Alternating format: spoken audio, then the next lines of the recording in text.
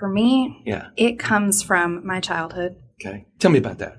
I grew up I didn't grow up, but I remember we lived on a cul-de-sac and there were a bunch of kids.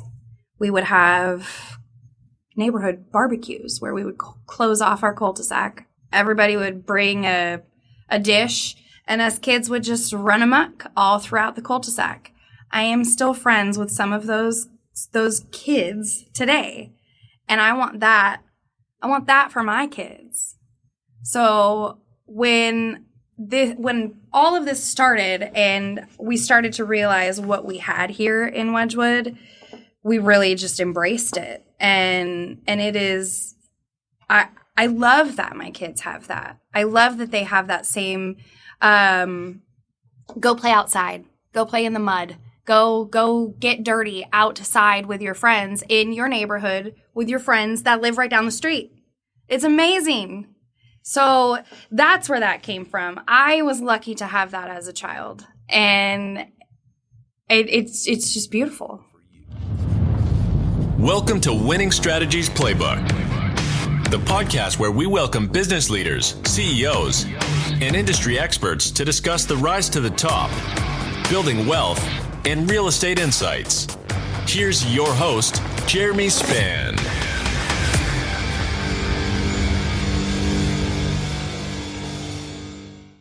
Welcome to Winning Strategies Playbook. For more information on this show, you can go to our website, myexperiencedrealtor.com.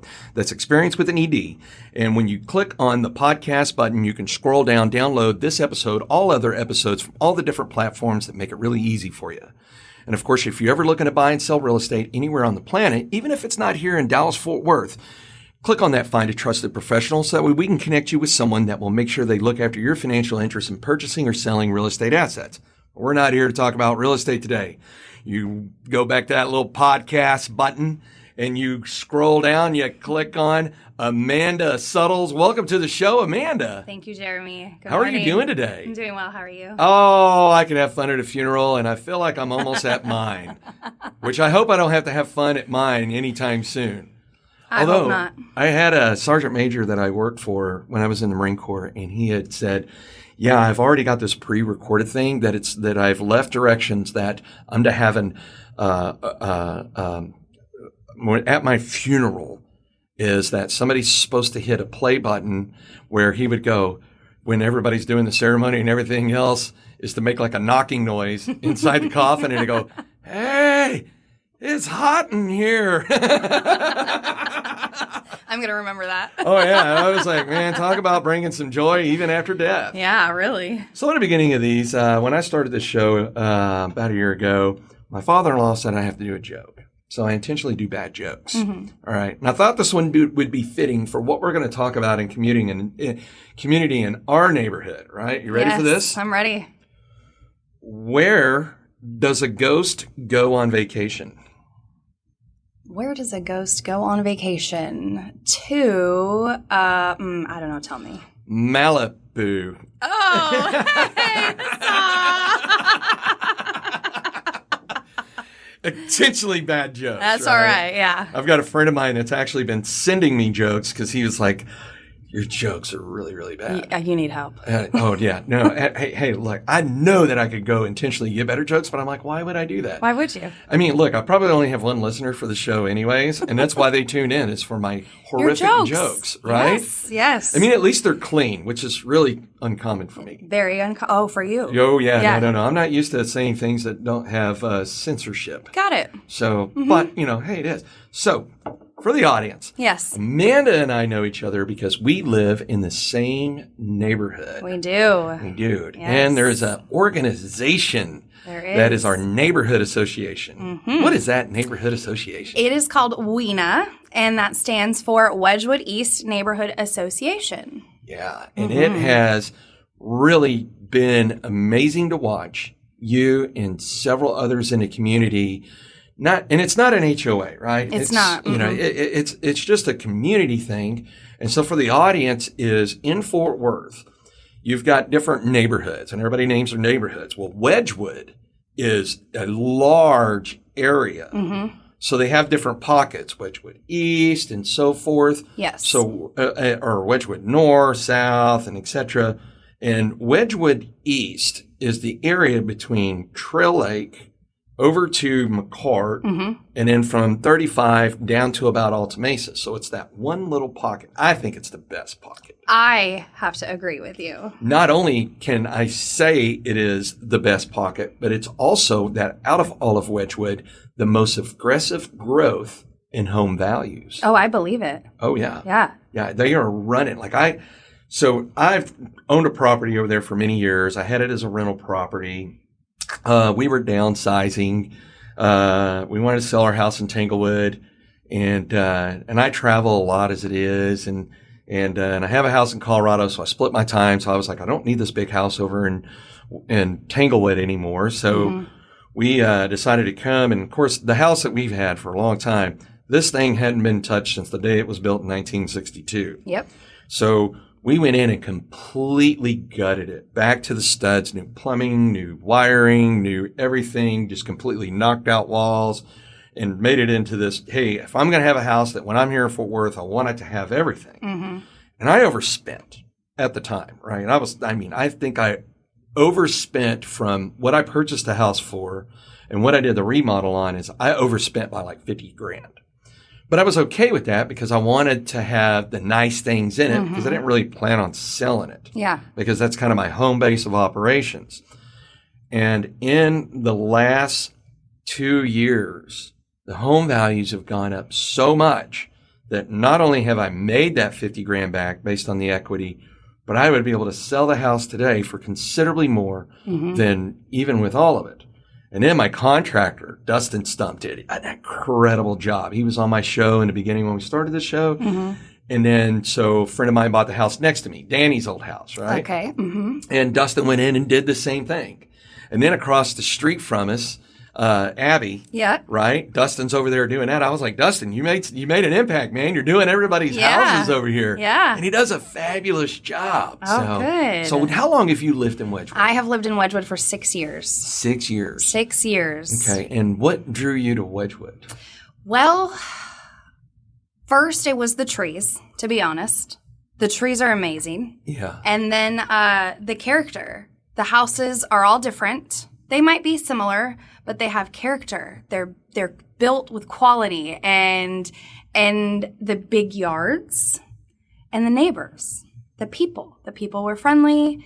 They would say hi, they would wave, and we looked at probably 40 houses. And when we found this Wedgwood house, that was it. Yeah. Yeah. It's not updated. It's not renovated. I still have 90s fruit decals on my kitchen cabinets. Oh, yeah. I'm embarrassed to say 6 years later they're still there. But, priorities. I understand but no, that. it's just, I'm never moving. Yeah. And I joke with people and tell them when I've made friends, like, don't ever think of moving. I will chain you to these beautiful trees we have. And you're absolutely right. Wedgwood has abnormally large lots, right? Very. And all the houses are 1960 ranch style brick homes, huge yards. And one of the other great things about Wedgwood East is the proximity. Everything. Everything is close. Yep. You're close to the hospitals. You're close to the stores. You're close to the malls. And actually, if you look at how Fort Worth is by design, you have Loop 820 that goes around all of Fort Worth. And then you have I-35 that goes down the middle of that. And then you have I-30 and I-20. Yes. And where Wedgwood is in the southwest part of I-820, meaning that no matter where you work, you can be there in 15 minutes. Like, unlike today with my Uber, is normally I don't even keep a vehicle here in Texas, right? Yeah, I just usually leave it up at my house in Colorado because usually when I'm here, it's just doing business stuff. So I land at the airport, take an Uber and so forth. But one of the reasons I like about Wedgwood is I can usually order an Uber that's there in 5 minutes, and then I can be just about anywhere that I go in about 15, 20 minutes. Anyway. And I don't have to drive. Yeah. And it's really convenient for me because I can text, I can check emails, I can make phone calls, which is better to do it in the backseat of a car instead of driving the car, yeah, right? I think you're right. All right? Yeah. Now, you and a bunch of other very motivated people in our neighborhood started something a couple of years ago. We did. Yeah, let's talk about that. Yeah. We started Wedgwood Moms. I didn't start Wedgwood Moms, but there is probably a group of, I would say, 15 to 20 of us moms. And we are right now in the process of planning Halloween. And what we do there is we shut down a few streets in our neighborhood to keep it safe for all of the kids. And it's just really amazing to see the community. They donate candy. They get involved. It is like nothing you will ever experience. Like I am probably the most passionate about Weena because of what I've gotten out of it. And not only is these little events that we do together, but it's the support that we provide each other. Our kids are best friends. Like how do you have that? We live within blocks of each other. And a couple of years ago, we decided that Halloween wasn't going very safely for our neighborhood. When you say it wasn't going very safely, yes. Tell me a little bit more about that. Okay, so we had instances when we were trick-or-treating with our families where cars were just flying through our neighborhood, almost hitting our kids, almost hitting strollers. It was ridiculous. So we decided that we had to come up with something that was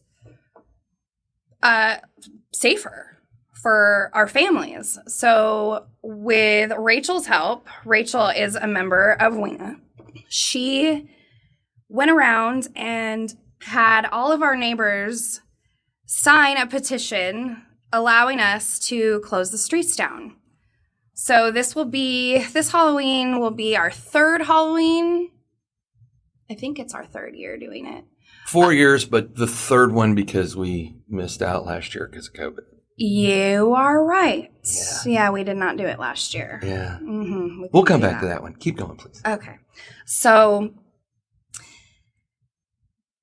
it's pretty amazing just to think that there is a group of people that can get this stuff done just within our neighborhood. We don't get paid. We don't get anything out of it except for the satisfaction that our families are safe and happy. And it is that I can say those things about every event in our neighborhood. It's the only thing that we care about is that our kids are safe and that we have a good environment to raise them in.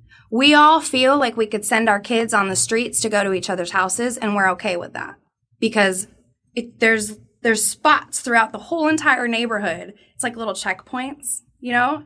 So one of the amazing things about what y'all did is, as a retired police officer, I was really, really impressed how, all right, stand out of the way when you get some motivated moms that get together, right? Yeah. And y'all, when you did the first year, so I live on a corner lot where is one of the blocks where when Rachel, who's also been on this show, had come to me, and I've known Rachel and John for a long time, even before they lived over there. Yeah. And so they had come and said, hey, we're getting this petition. We want to corner this off. And it started off like cornering off a few streets, right? Which was really, really, really cool. And I think I was traveling at the time because I'm an empty nester now. So my kid's off and gone to college and stuff like that. And I was like, yeah, sure, do whatever. And actually, I remember what it was. We were flying back in and I had no idea. I was like, yeah, they're going to close off the streets, get some trick-or-treaters and whatnot. And then we were pulling up. And then when I saw, I was like, this is really cool. You know, you had the little pop-up tents and everything else, little water stations. And so I was like, hey, this is really cool. So the next year, Laura and I were like, hey, let's be around, right? So we went and got a bunch of candy and everything else and just watching all the kids come in the neighborhood. And then it was, I think that was one time, two time. And then the third time, well, I'm a go big or go home guy, right? And when y'all were like, hey, can we do that again? And I was like, not only that, I got a band that owes me a favor. And so we opened up my gate and I may or may not have had several coolers of adult beverages. May or may not. And then I went to my restaurant and then had, I don't even know, I think I had like 30 or 40 pizzas. And I mean, it was just incredible. But not only for the neighborhood and the people that live there, there was something like thousands of trick-or-treaters because by that second or third year, I can't remember what year that was, people were coming from everywhere. Yeah, that was 2019. Yeah, you're right. That You're was 19. right. You're right. Because we took a group picture outside of your fence. That's right. With all of our children that I jokingly still say to this day, Jeremy, you can't sell your house because I need to take that picture every year. It was great. We were just like, man, this is really awesome. And it was a safe environment. And hey, look, there's a lot of first responders that live in the neighborhood too. Mm-hmm. Right. So it just, as everybody's walking around and I'm seeing, men and women that I served with in Fort Worth PD coming through with their kids, and they're just like, man, you could just see them smile because, when you're living in a world of law enforcement, you live in a very unsafe environment. And the place that you want to feel safe is when you come home. Mm-hmm. And it's always really hard as a first responder, no matter where you're at, to ever feel safe because you just don't go see the things that we would see and never really feel safe. And so I was looking at Nick and Michael and several others, and you saw them smiling and enjoying this and being a part of the community and just going, man, this feels like home. Yeah. Right. And it makes it really easy to relax and really enjoy that time with your family and the kids in the neighborhood because you're not worried about the cars driving through or any of that. You're able to really focus on what you're there for. It's wonderful. It is. And the thing is the Halloween deal is just a small part of the community because, last year COVID shut everything down. The city put a moratorium on trick-or-treating and all of this. And, but when the pandemic happened, this is something that really just touched my heart, which is my wife and daughter will say that it's cold and it's like made of stone. But it really gave me a warm places because I've owned a restaurant over in Arlington and everybody in the community came together and said, hey, we want to be able to support these local businesses. And so everybody would pick a business of the week and then order from there, right? And then I think it was Rachel that reached out and said, hey, you should just let everybody order pizzas and then just go deliver them, right? And then I was like, okay. And like, wow, like I've got a large truck and the entire bed of the truck was full of orders of pizza of me coming in and just going and delivering them. And that really meant something to me because it wasn't the money being made off of that wasn't coming to me. It was going to make sure my employees stayed employed. Yeah. Right. And that was just some of the things that I saw, and I was like, man, that's really amazing what you guys have done. Not only to create safe environments for holidays, but create supporting businesses, and just knowing each other and creating this community that kind of brings back that 1950s feel that seems to have been lost over the last several decades. I mean, a lot of neighborhoods now, you don't even know the person to your left or right. Exactly. Right? You don't even know the person across the street. And nobody asks or checks on each other or anything else. And for y'all to bring that back was really, really cool. What is it about community that, I mean, because it's almost like a forgotten, lost art, right? It is. What made y'all do this? Like, what made y'all start Wedgwood Moms and go, you know what, let's create a community? Well, I'm not sure why Wedgwood Moms was originally started because it was already existing when I moved into Wedgwood. A lot of these other women have been there longer than I have. Some of them grew up in Wedgwood and then moved back to Wedgwood. I think what started was I remember this is a few years ago, and this is probably not our first get together, but we had a really big play date at Rachel's house, actually. There was about 30 moms and all of our kids, and we all live in Wedgwood, and we all went to Rachel's house. And we just had the greatest time talking and getting to know each other, and our kids were playing, and it's grown from there. We've become friends. We're not just a group of people that live in the same area. We've become friends. We share our struggles with each other every single day.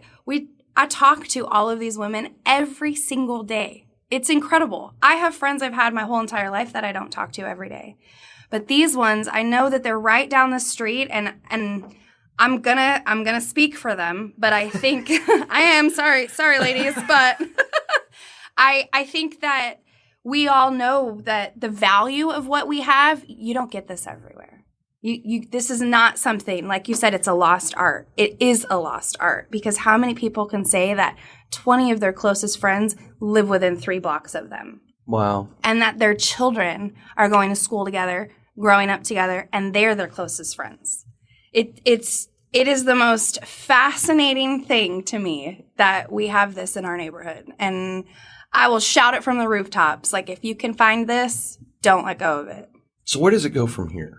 Where does it go from here? That's a good question. Well, there's so much more than Halloween. There's garden tours. There's a progressive dinner that we do. It's a bunch of families will get together, and at each house we'll have an appetizer or a dessert, and they just travel around the neighborhood and enjoy each other's time.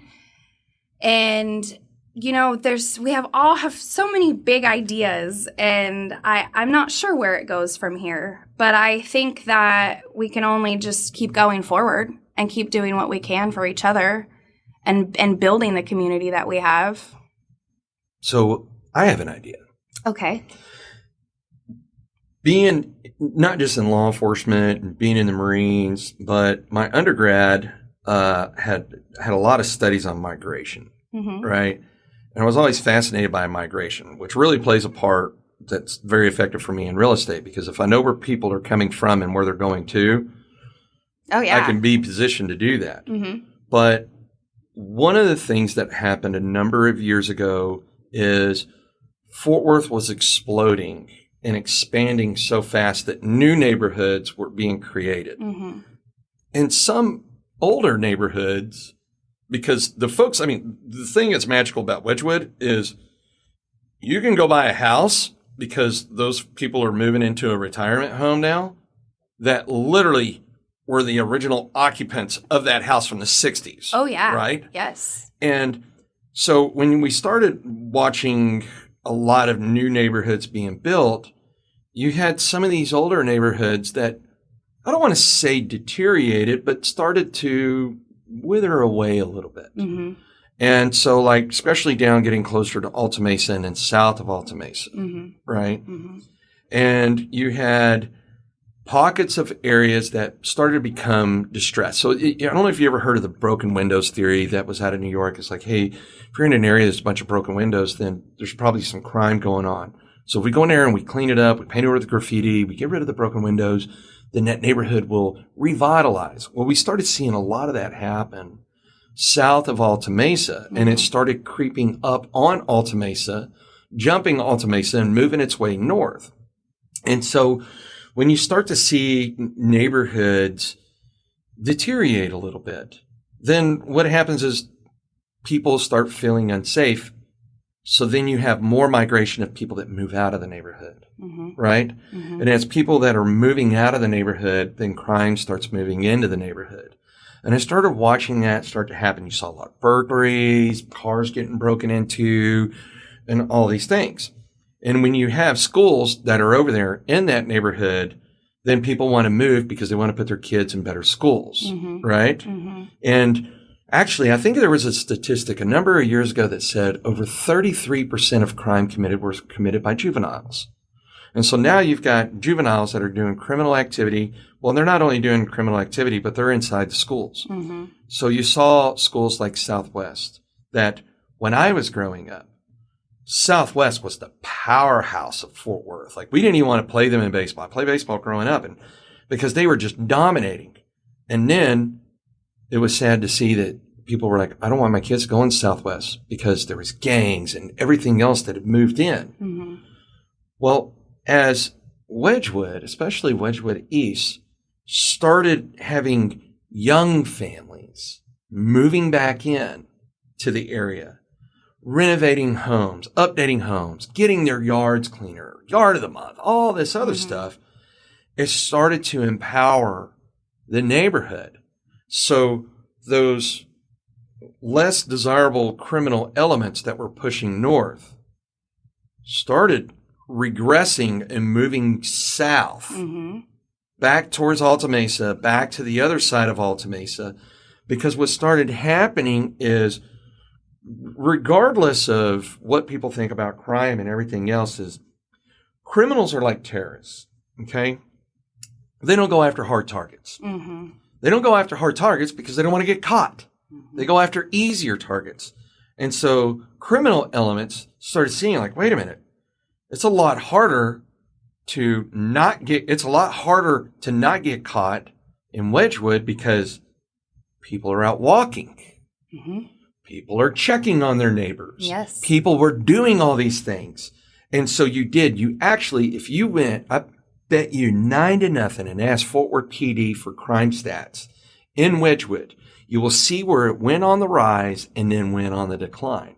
And I knew that something had changed a number of years ago when I started realizing how many Fort Worth officers I knew that were moving into the neighborhood. Yeah, we have quite a few. Quite a few. Yeah. I always tell people, Wedgwood is the safest place to live in because there's nothing but cops that live everywhere, right? Every street. You never know. They're all over. It's wonderful. You're probably accurate that, especially in Wedgwood East, is that per street, there is at least one police officer that lives on that street. I had one right across the street. She just moved. I'm going to miss her. And then Mike and Abby live on the same street down the street. So, yeah it's wonderful. Who's moving? Her name was Amy. Amy? Uh-huh. Oh, well, hey, sometimes people go and move. We just need to find another police officer to move into her house. I know, right? Well, somebody already moved in, but welcome to the neighborhood. Hope you like trick-or-treating. Right? Well, and that's the thing about communities, right? And this is why I wanted to have you on the show, is because of that lost art of community, people don't realize is that there's actually additional benefits other than feeling safe and other than having a collection of friends that live within blocks. Other than a safe place for kids to, now the schools are changing over there. Like, have you seen the renovation they've done to Southwest? It looks great. Man, so again, it went from looking old and run down to a splat. It's amazing what fresh paint will do, right? I know, yeah. And so now that's the start. Does Southwest still have some problems? Yeah, but they're on their way of getting rid of them because they're empowering people to go, you know what? No. That's our school. Yeah. Let's make that school great again. And so you see things, which means when you have the community getting invested in going, no, we're going to put our kids there, then that puts demands on the ISD to go, hey, we need good teachers, good education, good curriculums, good everything else. And then that pours into the other elementary schools and the middle schools that are over there, right? But here's something else that it does. It allows the asset that people have bought to increase in value. See, for most people, the largest financial purchase they will ever have in their life is buying a home. And then people always worry, am I investing in this home right? Is it going to grow in value? And so because of the community and what y'all have done, the home values over there, there's a direct correlation to why they're going through the roof. So when I originally bought my house over there, it was 2007. Bought it for $140,000. My house today would trade for over $400,000. It's incredible. It's nuts. It is right? nuts. Mm-hmm. I mean, I remember because my wife and I have been in real estate for some time, and she's been in it for even longer than me. And she was like, I never thought Wedgwood would pop over 200. And then we were like, man, we never thought Wedgwood would pop over 300. Mm-hmm. And now we're like, Wedgwood's popping for over 400,000. Yeah. Right? And we're not talking centuries, right? Mm-hmm. We're talking a very short amount of time. Very short. Yeah. And people want to be there, right? Yeah. So this attraction to community, where does that come from for you? For me, Yeah. it comes from my childhood. Okay. Tell me about that. I grew up I didn't grow up, but I remember we lived on a cul-de-sac, and there were a bunch of kids. We would have neighborhood barbecues where we would close off our cul-de-sac. Everybody would bring a dish, and us kids would just run amok all throughout the cul-de-sac. I am still friends with some of those kids today, and I want that for my kids. So when all of this started and we started to realize what we had here in Wedgwood, we really just embraced it. And it is, I love that my kids have that. I love that they have that same, go play outside, go play in the mud, go get dirty outside with your friends in your neighborhood with your friends that live right down the street. It's amazing. So that's where that came from. I was lucky to have that as a child, and it's just beautiful. Yeah. And what I generally tell folks when we're showing them neighborhoods is that a good sign of a neighborhood is when there's large dumpsters outside the houses, because that means they're doing renovations. Yep. Mm-hmm. Right, they're going in there and they're putting. They're there in new for things. a while. They're investing Yes. in that, Mm-hmm. because there's a big difference between a house flipper Yes. and a house investor. A house investor is someone that is taking pride in making it that way, and so it was kind of funny. As Laura's been all over me because my front yard looks okay, but it doesn't look the greatest, right? I mean, it doesn't look dilapidated or anything else. But she's like, when are we going to do something about the front yard? I was like, we're never in the front yard. I mean, it's good. The grass is actually now fully grown back, right? We got the big trees up there. We've got the flower beds. Could look a lot better. And so it was really funny as John Southard had stopped by after we had done our renovation. He walks through the door because he had been in the house before anything had been done. Uh-huh. And he walks through the front door and was like, what the hell? He was like, you would never. He goes, I knew you did a renovation and your outside. I mean, it definitely looks better than it did before. But then you walk through the house and he's like, where are all the walls? You took out the walls. You opened it up. I mean, like there's leather granite and there's, hardwood floors and there's just this, smooth texture, right? Because you got the crow's feet texture on a lot of these old ones. We actually had the entire house redone with texture to smooth all the walls, kind of like this right here, right? Mm-hmm. Smooth, and then LED lighting, and then further is what we did is we opened the windows, and I don't mean open the curtains, like we cut them out and made bigger windows. Mm-hmm. And then, so there was a sliding glass back door that was 2-panel. We opened it up to be a 4-panel, right? So all this natural light coming in. And then when you walk out to the back patio, right, as it was covered back patio because the roof line, we extended it out with, what is it? The stone, I can't remember what it's called, the whatever stone pavers or whatnot, and it's all mortared, outdoor kitchen. We had the power line buried, so you don't even see any power lines. But also because it's a large backyard and my garage was part of the backyard, we pushed the gate and fence out and then put in an automatic gate. And then actually, so funny, interesting story is my house was the model home back when they were building Wedgwood. Really? As a matter of fact, the garage was an office space. Yeah, for the model homes. For the model home. So when we were renovating it, we had them tear out the brick wall, put in garage doors, and convert it back into a 2-car garage. Mm-hmm. And of course, there's that driveway. And I was like, I don't want to look at my vehicles when I'm sitting in the backyard. So we separated a fence from the driveway.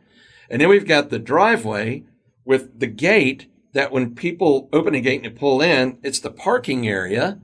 And then you go through the gate into this backyard oasis. Mm-hmm.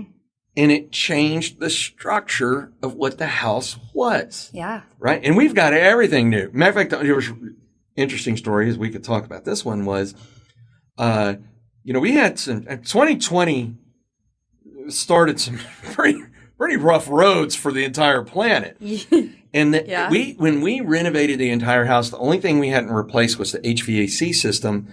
Because like I said, we'd already overspent by $50,000. And I was like, well, I think we got a couple more years out of it. Well, we replaced the HVAC system this year because it decided to go out on a certain week in February. During the freeze. Oh, lovely. Right. So we were up in Colorado, and we got a friend of ours, some friends of ours. Their daughter and our daughter have been best friends, went to private school all together. And so he's a doctor, she's an accountant. And they lived out in Aledo, and they were on a well system. Like everything froze, everything was leaking. I was like, hey, we're out of town. Go use our house. Mm-hmm. So they get there, and they were all excited because we're taking hot showers and everything else. And then that night, Stephanie was blowing up my phone, and I was like, yeah, what's going on? She was like, hey, it's cold in the house. And I was like, well, go to the electric panel. Like my house is entirely electrical. Like I can operate my entire house from your phone, right? So I've got not just Ring cameras, but I've got Ring spotlight. Matter of fact, if somebody comes near my house, it lights up like a UFO, right? Yeah. And it's got cameras all around the place. I can see what's going on. I had when we had special doors that were brought in that you can't keep somebody from breaking into the house if they really want to break in, but man, they're going to earn it on mine, right? Mm-hmm. And I was like, hey, everything, just go to the panel, check that. And she was like, it says that it's 78, but she goes, man, it's not. And I was like, what?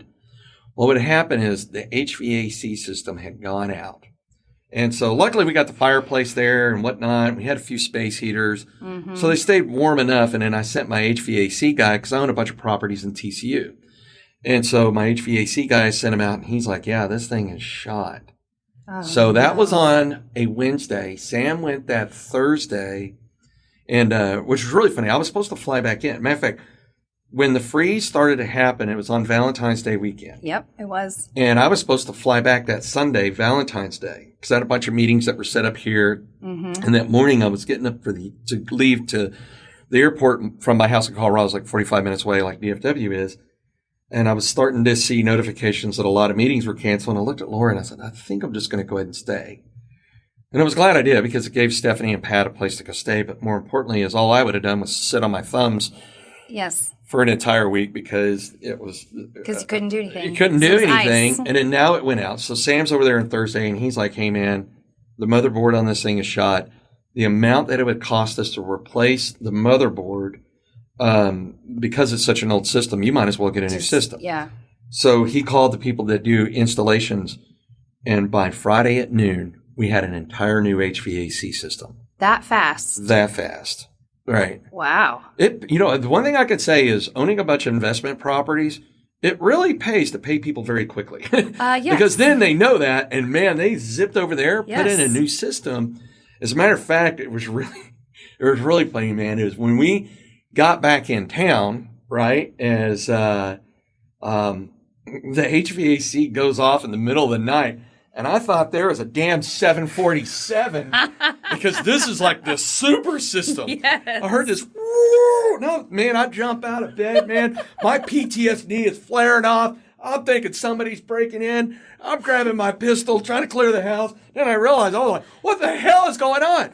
So I called the HVAC people, and I was like, hey, man. What is this? What the hell's going on? And they were like, oh, it's a powerful system. We'll be back over there. So they came in and made some adjustments. And what it was is the doors that open to it are so thin that they had to pad the doors. And what it was is below it is where the air return is. Yes. That thing was so, the suction on it was so incredible that my dog toys were coming from out of the living room in there. And I was like, now that's a system. Yeah. So anybody that buys my house, if I ever sell it, they're going to be like, well, you don't have to worry about it being hot in the winter and cold in the summer, right? Like my daughter, when she comes to visit, so my daughter is that culprit that likes to get up in the middle of the night and crank the AC down. And I'm like, you're that one? And I'm like, hey, till you start paying the damn electric bill, stop doing that. So now when we have this new HVAC system, I was like, you don't have to do it because we actually have one that works. So I could hear her get up in the middle of the night and click it down. And then about 30 minutes later, because I get up at 4 o'clock in the morning, and I'm in my office, I see her come to turn it back up. She was like, man, it's getting cold in here. I think I need to know what kind of HVAC system you have now. And it was great because they were like, hey, we got this no interest thing, blah, blah. And I was like, hey, I'm all about free money. I'll do it for a year, And Score. it was just, and it was really cool. So you grew up in a community. Where was that you grew up? I am from Southern California. Southern California. By the way, for the audience out there that doesn't know anything about California, people identify as being from one of two parts of California, don't they? They sure do. Yeah. You are either from Southern California or you are from Northern California. And those Southern California people don't like the Northern California people. They people. don't, and vice versa. Yeah. But I'm from 60 miles north of Los Angeles in the desert. Not the pretty part of California that everybody thinks of. Not that. I loved it, though. I loved it. We spent a lot of time in the mountains. And so, yes. But Southern California until 6 years ago. What happened 6 years ago? I met my husband. It's always about a boy, isn't it? Right? Actually, that was 10 years ago. But he is originally from San Antonio. And his goal was to always come back to Texas. So we met in California. And Southern California. In Southern, yes. Not Northern California. So that is what happened. 6 years ago, he was able to transfer with Lockheed, and here we are in Fort Worth. Absolutely loving it. Now, you had a business back in California, right? Do I understand that right? My family had a business, yes. Yeah. And I was working for them. It was Overhead Commercial Door Company. My dad's had it for 37 years now. And I worked for him, ran his office, did all of that stuff. And that's what I did until I came to Texas. And what are you doing now? Now I'm doing almost the same thing. Except not for my dad. I work for Access Overhead Door. We do commercial, think garage doors, but commercial. We don't do residential. We do big hangar doors, rolling grills, entry doors, all sorts of doors. It's wonderful. Yeah, so when I'd reached out to you and said, hey, come on the show, you were like, you need to have my boss on the show. Yeah. Matter of fact, we're recording his episode right after yours. He is an amazing man. What makes him an amazing man? His drive. He's honest. He's transparent. He cares. He's motivated. The list is endless. I'm a very blessed woman to have my job and to have a boss like him. And to be able to do the same thing I've done like my whole life. Yeah. So, yeah. Well, he speaks very highly of you. So when you connected us and we were talking, he was like, man, I knocked it out of the park here because I was able to attract somebody to the business that already knew the business, right? And he was like, I was able to, so the hard thing about being a business owner, so I own several companies, right? Restaurant, the real estate business with Sotheby's. I have a real estate fund. I buy on an average of 2 properties a week. Wow. Yeah, it runs really fast. And then I decided this week, because we had an incident where my maintenance person decided to move on, which is fine. Things like that happen. And so I called 2 old Marine Corps buddies and said, hey, you want to build a company? And they're like, okay, well, tell me what you're thinking. I was like, let's build a maintenance company. There is a severe shortage on maintenance services because there's a big labor shortage right now. I know y'all are seeing it. All businesses are seeing it. And they were like, okay. And I said, look, normally when you have a startup, it's called a startup, right? Because then you got to go find that book of business and build that book of business. I went, I've already got a large book of business. I was like, even just the properties that I own is enough to keep you busy. Yeah. But there's, and for the audience, the TCU area is like 5 minutes from where we live.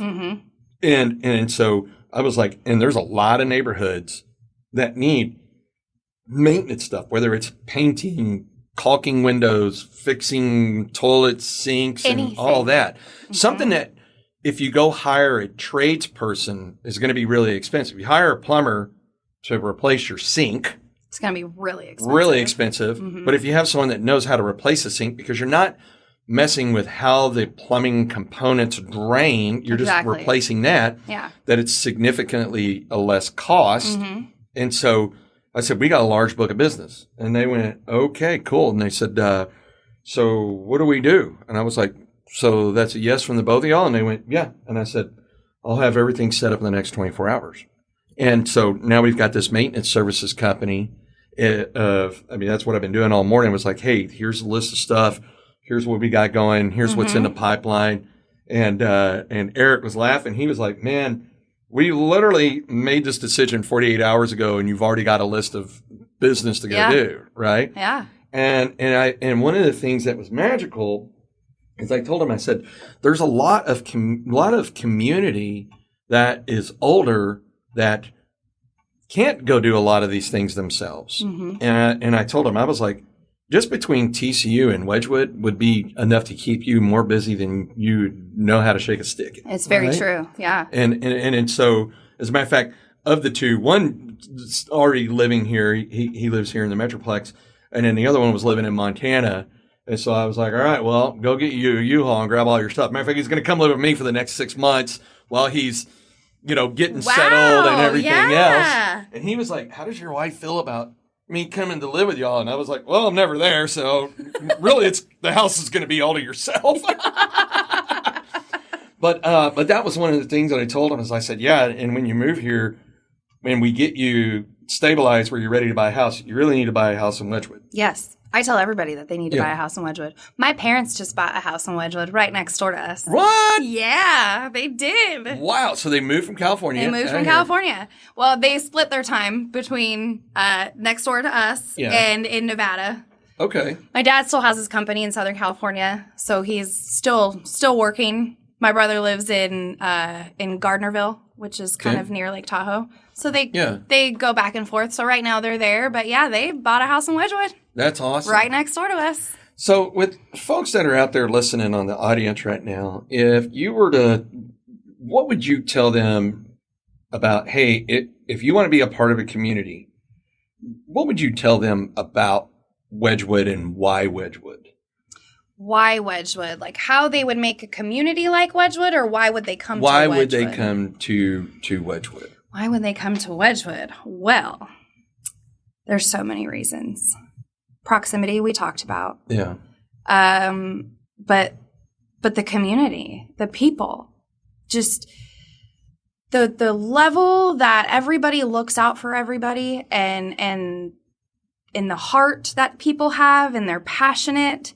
You don't find that a lot of places. Like you said, you don't know your neighbors in a lot of neighborhoods. I know my neighbors. I know a lot of my neighbors. We all look out for each other. During the February freeze, we were all checking on each other. That's why people should come to Wedgwood, because it's like that every day, all the time, no matter what happens. There's always something going on, some sort of event in Wedgwood. It's constantly growing and getting better. Just in the 6 years since I've been here, I've seen that the progress is amazing. Wow. Mm-hmm. Yeah. So if you had to sum up living in Wedgwood in 5 words or less, how would you do that? How would I do that? 5 words or less. Let's see. I would have to say that 5 words or less. Oh man, Jeremy.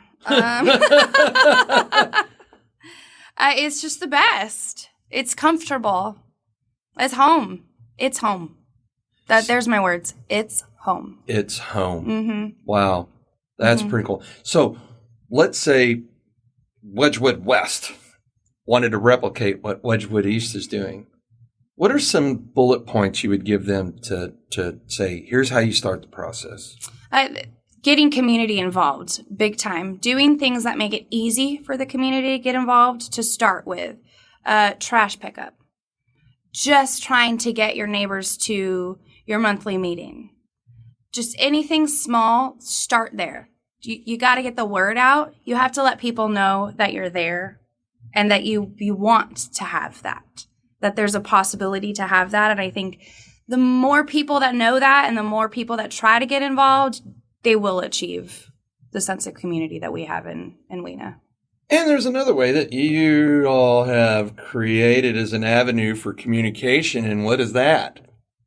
Facebook? Yeah. Yeah, it's Facebook. Yeah. And you got Wena. And it's like, oh, hey, what's your address before we approve you? You're right, seriously. Because this is not Wedgwood. This is Wedgwood East. Right? You need to live in Wedgwood East. Although there are some Wedgwood moms that don't live in Wena. But that's because Wedgwood moms encompasses all of Wedgwood, not just Wena moms. But yeah, there's so many Facebook things. There's Flow, which is for the love of Wedgwood. They focus on just community things. If somebody needs something, do you need this? Let's do this. There's Wedgwood East PetNet, which is another Facebook group. That is how it's a group that you can post missing pets or if you're looking for something. There's Friends of Vega Place, which is a group that focuses on the Vega Place senior apartments. They distribute food and just get items that the seniors need them there. They're always doing something over there. It's really awesome. What else is there? Just the other day, there's a group called Wedgwood Area Growers. I have this big plant of canna lilies, and I grew them. They were tiny, and they're taller than me now, but they were full of caterpillars. And I was racking my brain with how the hell do I deal with these caterpillars? I got on this group, and within 5 minutes, I had a solution, and my caterpillars are gone. Oh, wow. I know this isn't a big deal, but I'm a plant person. My flowers were dying, and now they're perfect. All because of my Wedgwood Garden Club is what it was called. It's wonderful. So there's so many things within Wedgwood. Like, it's just amazing. Yeah. Yeah. I mean, it is a true community. It is. Right. Yeah. Yeah. And I got to tell you, so like, for example, is I got up at 4:00 in the morning on a Tuesday, and then went straight to the airport. Now, Durango's airport is a very small airport, right? Nothing like DFW, huh? Oh, man. And it's really funny because, like, because I fly in and out of there so much, I know all the TSA agents. Yeah. Right? Like, hey, Bob, what's going on? Oh, nothing. What's in your bag going to set it off? I'm like, my money's on the watch. Oh, yeah, it looks like that. You're right. And so literally there's like running jokes that I have with them coming back and forth. Matter of fact, it's such a small airport that if you don't know how to time it right getting there, you may get up there to the TSA station and there's just a sign that says at lunch. Oh. Yeah. That's how small it is. That is how small it is. Wow. And so I've got it down now where I've timed it like even on Tuesday when I was catching the 6 a.m. flight is I literally pulled up, parked next to the airport, walked in, walked through TSA. Hey, Sarah. Hey, Bob. Yeah, good. Walked through there and straight onto the plane and then got on the plane because it's got a very small lobby area and everything else. And so I land and I land here at 9 because they're an hour behind there. It's only an hour and a half flight, but I land here just before 9. And then I came straight to the studio. So that way I could record all day Tuesday. And then Eric, I told you because we're setting up that maintenance company. I was like, hey, come pick me up. Let's go look at a few properties that I want to go buy and trying to get him into the ring of things. And then we went and grabbed some wings and beer from Buffalo Brothers. Yum. My favorite. Mm-hmm. And then came back to the house. And there was just something about just pulling up into the neighborhood that you're like, I'm home. Mm-hmm. Exactly. Right? And it's not that I'm home because I spent all this money renovating the house, and it's not my home because it's where all my things are. It's home because of what y'all did to create a community that it's not just a house. Mm-hmm. It is a home. Mm-hmm. Exactly. And y'all have done an amazing job doing that. Oh, well, thank you, Jeremy. Yeah. And so y'all have Laura and I full support in whatever activities that y'all have going on, because even if we're not here for the event, we want to support it. Thank you. Because it just keeps that community going, mm-hmm. right? And so with Chris moving out here from Montana, his daughter is down in New Braunfels. Okay. And that's what I was telling him. I was like, hey, man, look, this is a 4-bedroom house. I was like, I don't care if you take one of those rooms and turn it into your kid's room, right? Yeah. And in that way, you can have your daughter up here, mm-hmm. Or he's got a really good relationship with his ex-wife. Mm-hmm. I was like, look, I'm telling you, I'm like, when we downsized, like we went from 4,000 square foot down to 2,500 square foot. And I'm like, I could have gone down another 1,000 square feet. I was like, this place is still huge. Enormous. Yeah. And I was like, so we got a guest bedroom. We got this other room. I was like, just, if your ex comes into town, needs a room to stay in, let her use that other room. Use this other room as your daughter's room. I was like, it's plenty of space. But I was like, but what you're going to love is the neighborhood, mm-hmm. right? Yeah. Like Karen, right? Karen, I love Karen. Karen is the dog person. Oh, she is. It's wonderful, though. Yeah, and she does. She walks every inch of Wedgwood multiple times throughout the day with a different dog every time, right? But I love it because she knows. She's literally like the CIA of Wedgwood. She knows everything going on because she walks the entire neighborhood multiple times a day. And you can walk the neighborhood, which is also wonderful. It is great. Yes. Man, what we did is we have one of those, one of the renovations that we did is you had the formal living and the formal dining, right? Mm-hmm. And then we had a galley kitchen on the other side of the wall. There was a galley kitchen that had a wall that separated from the living room. Mm-hmm. So we knocked out that wall, and then we opened up the other wall, mm-hmm. where now we shrunk the size of the formal living to be the dining now. And then I put up another wall where we turned that into a pretty large office. I mean, it's like probably about a 14-foot by 14-foot office. And I've got special dry erase paint on the walls so that way I can, make all my notes or do some strategic planning. But it's great because it's the front of the house.